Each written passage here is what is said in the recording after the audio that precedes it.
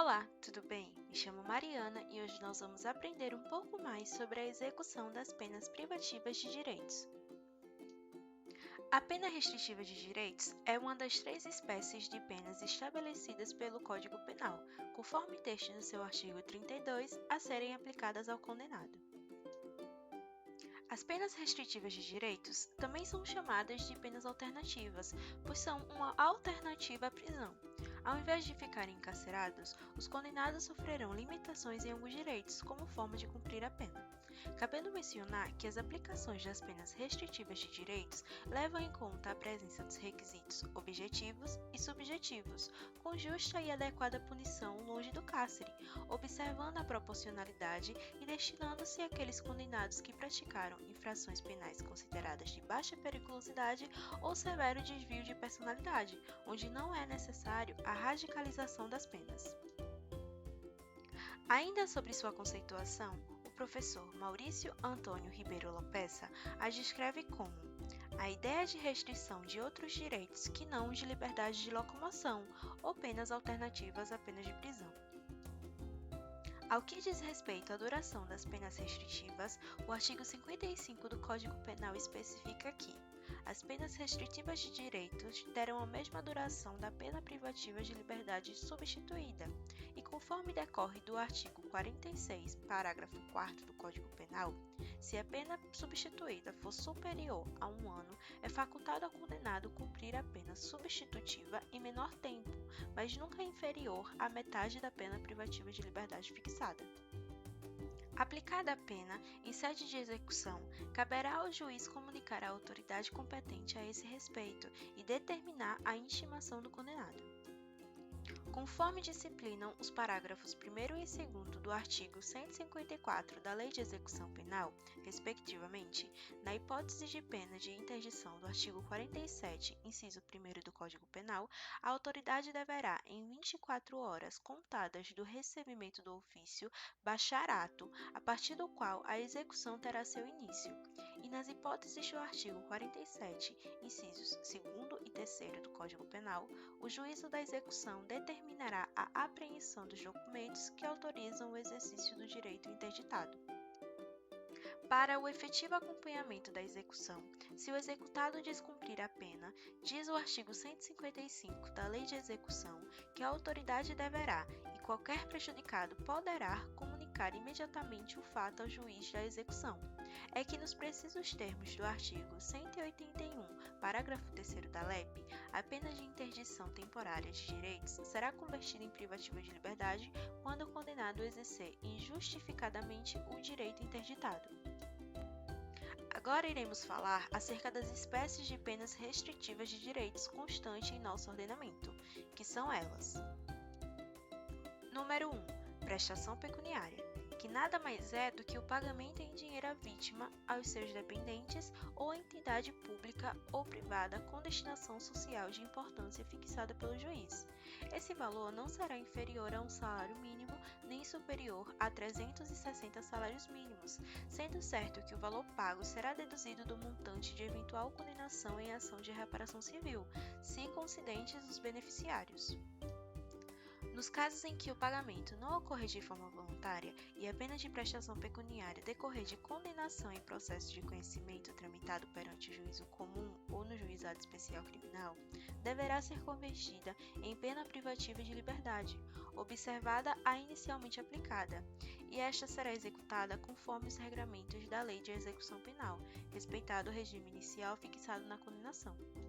Segundo já decidiu a 5ª Turma do Superior Tribunal de Justiça que é possível a conversão da prestação pecuniária em pena privativa de liberdade, nos termos do artigo 44, parágrafo 4º do Código Penal. Número 2. Perda de bens e valores.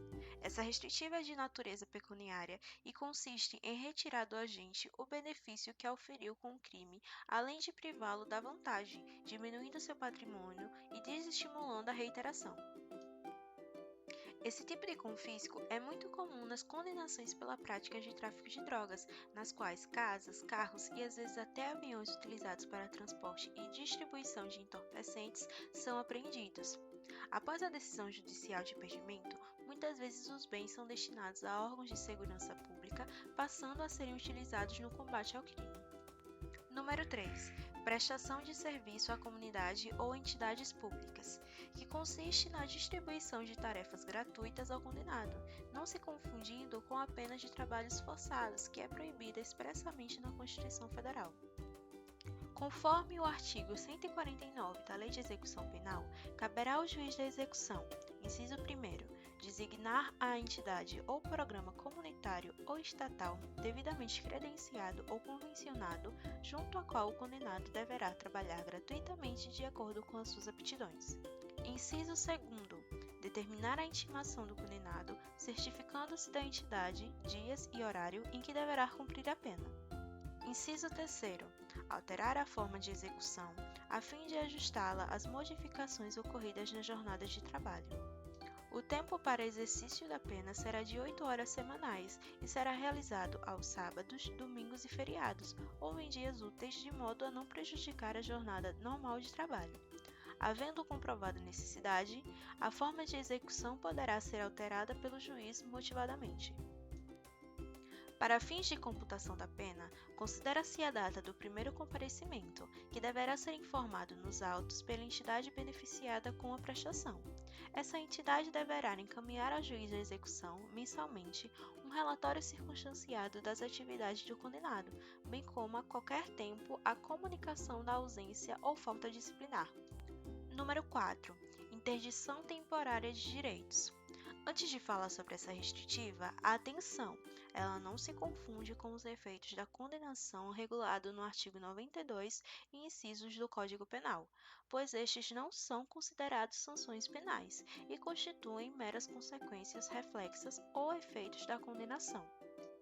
São exemplos, segundo René Ariel Douty, as restrições taxativamente previstas em lei e que impedem o gozo ou o exercício de determinados direitos do condenado. O vocábulo interdição deriva de interdictio e de interdicere e exprime em amplo sentido toda proibição relativa à prática ou à execução de certos atos ou à privação de certas faculdades. Elas estão previstas no artigo 47 do Código Penal e são dispostas em: inciso 1º, proibição do exercício de cargo, função ou atividade pública, bem como de mandato eletivo. Inciso 2º, proibição do exercício de profissão, atividade ou ofício que dependam de habilitação especial, de licença ou autorização do poder público. Inciso 3º, suspensão de autorização ou de habilitação para dirigir veículos. E inciso 4º, proibição de frequentar determinados lugares. As interdições previstas nos incisos 1º e 2º só comportam aplicação em condenação por delitos praticados com abuso ou violação dos deveres inerentes ao cargo, função, profissão, atividade ou ofício. De igual maneira, a suspensão de autorização ou de habilitação para dirigir veículo só terá cabimento quando relacionada a delito cometido na condução de veículos. Acerca do inciso 4º, há dentro do pensar doutrinário algumas divergências, pois na visão de alguns, essa estipulação de pena restritiva de direito é uma clara tradução da pena restritiva de liberdade. Número 5. Limitação de fim de semana. Segundo Eduardo Roberto Campo, corresponde a uma espécie de prisão descontínua ou interrompida, onde o sentenciado cumpre pena apenas nos dias de descanso ou lazer, mantendo nos demais o convívio com sua família, com o estudo e com suas atividades habituais. Essa restritiva constitui um recolhimento em local certo, por dias determinados e horas limitadas, com finalidade direcionada à reestruturação intelectual e social do condenado, sem perder o caráter punitivo.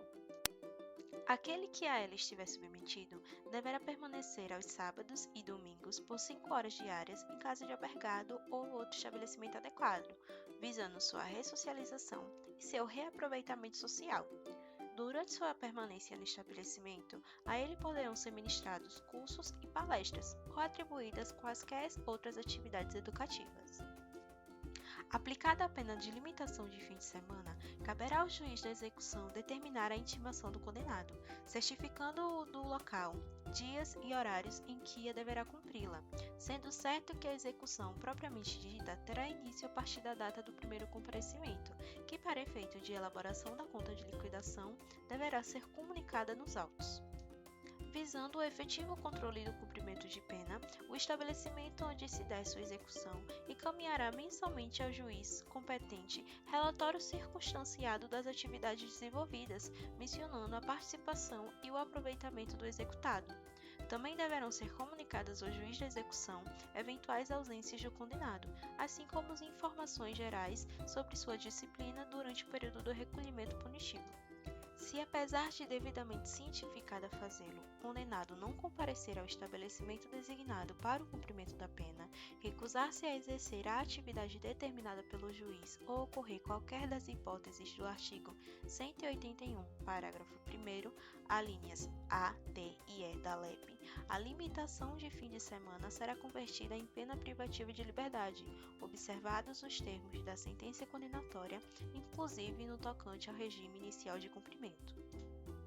Algumas observações sobre as penas restritivas de direitos. Nos casos de violência doméstica contra a mulher, o juiz poderá determinar o comparecimento obrigatório do agressor a programas de recuperação e reeducação, conforme autoriza o parágrafo único do artigo 152 da LEP, que foi introduzido pelo artigo 45 da Lei 11.340, de 7 de agosto de 2006, que criou o mecanismo para coibir a violência doméstica e familiar contra a mulher.